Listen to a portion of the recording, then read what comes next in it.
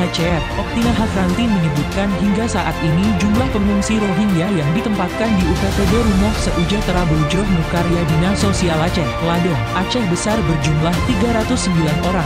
Jumlah tersebut, kata Oktina, sudah termasuk dengan 69 migran Rohingya yang baru mendarat di pesisir pantai Gampong Ujong ke Upula, Pemukiman Lampana, Kecamatan Seulimu, Aceh Besar, Kamis 17 Februari 2023 kemarin.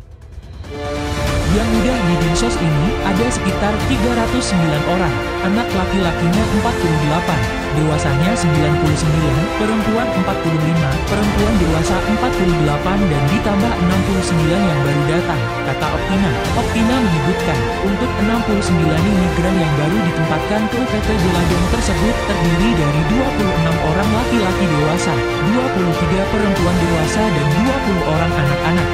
Haba Aceh.id melaporkan dari Andro untuk Nusantara.